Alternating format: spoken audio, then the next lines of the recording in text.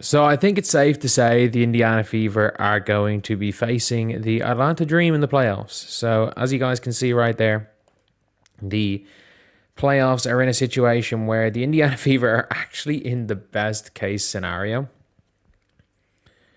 to make it to the next round. I actually think the playoffs could not have been better for the Indiana Fever. And still, the fact that they did not even attempt to bring Caitlin Clark back for the playoffs, I don't care if she's 50%. It's the Atlanta Dream. This is a team where Caitlin Clark, by just not even running, just throwing the ball forward, could win us games. But the Aces are currently destroying the Sparks. Are the Sparks even playing their players? Kinda. They're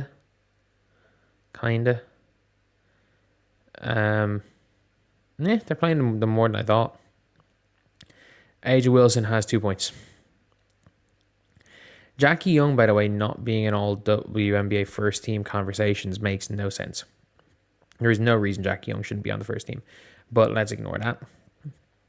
And I assume she's averaging more assists than point fraud, is she, on the season? 5 assists for Jackie Young. What's point fraud averaging? No, point fraud's up to 5.3. Fair enough. But, yeah, like, for me, this is a perfect draw for the Indiana Fever. An absolutely perfect draw. Because you're facing the Atlanta Dream. We can beat the Atlanta Dream in a 2 of 3.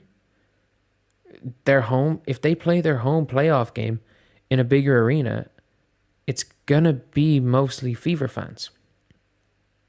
And you better believe they're going to try and make the money. They don't care.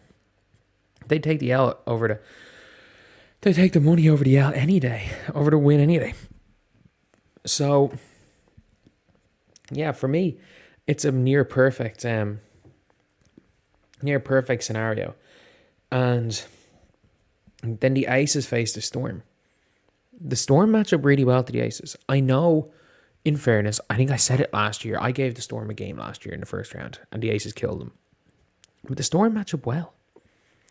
They legitimately match up well to this team. And for me, I'm like, I'm not going to predict the Storm, but it wouldn't surprise me.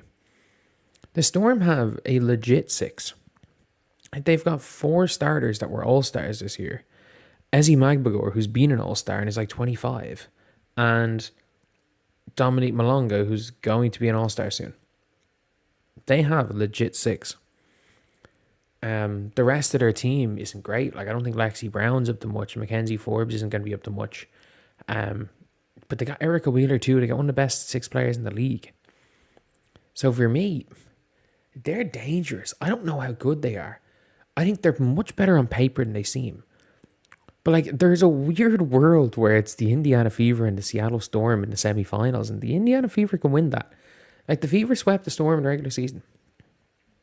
There is a world where the Indiana Fever can beat the Seattle Storm. Again, I don't know how hard the Seattle Storm are playing against the Fever. And the Storm are one of those teams where they can beat anyone on their day. You've got an ultra competitor in Skylar Diggins on your team.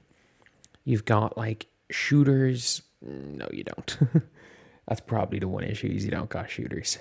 Like, Diggins can shoot a bit. Gabby Williams came back down to earth, but she was shooting well at one stage.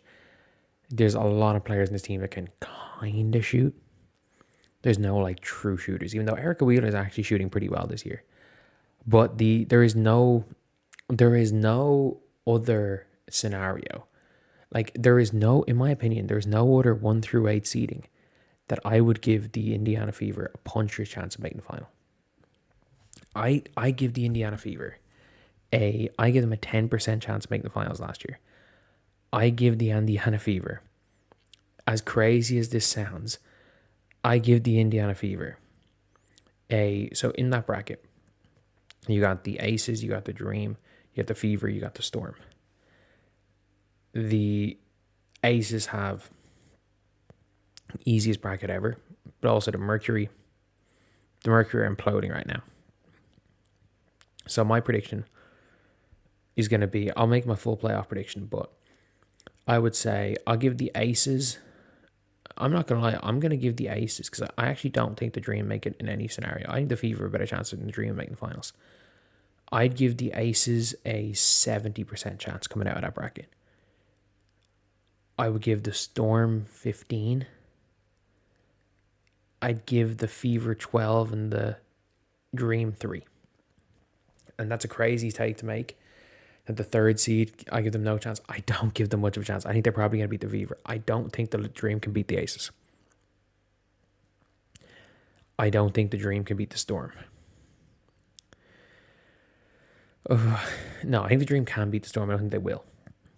The Dream will need to face the Storm. I think the Fever can beat the Dream. But I think if the Fever get through that first round and it's the Storm, I think the Fever will beat the Storm. I think the Fever have a chance against the Aces. Not a good chance, but a chance. I give the Fever more of a chance of making the finals this year because you don't have to go through the Lynx or the Liberty. It's as simple as that. When you don't have to go through the Minnesota Lynx or the New York Liberty, you have a significantly better chance. Like, the Liberty are undefeated outside of the game where Stewie got injured after like 30 seconds.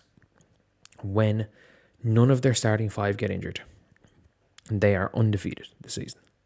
They're literally undefeated and they're all healthy for the playoffs. The Liberty have been kind of struggling a bit, but like I'm watching these games and like MMS, someone's figuring it out. Her coming on, like, she's the best bench player in the league by 100 miles. She's figuring it out. They're figuring it out. Kennedy Burke's back playing. Maureen Johannes is like might be nearly out of the rotation depending on the game. That's how good this team is. They are, in my opinion, the Liberty are still. I think the Liberty are the only team, in my opinion, that can beat the Lynx. I think when it matters, the Lynx are going to beat the Aces. I think the Lynx could win the finals in 5. But like, I still give the Liberty a good chance of winning. So anyway, yeah, lads, that is the video. Sorry about being tired for this, but it's 4:42 in the morning. I gotta get this video up in like an hour, and so I'm gonna get to sleep at like 6 a.m. and then I gotta be up at like 11 a.m. for a boat tour. The joys of making videos while I'm away. The joys. And then I have a whole bunch of videos planned tomorrow, and I'll start listing them now. So the accusations of stealing news don't happen.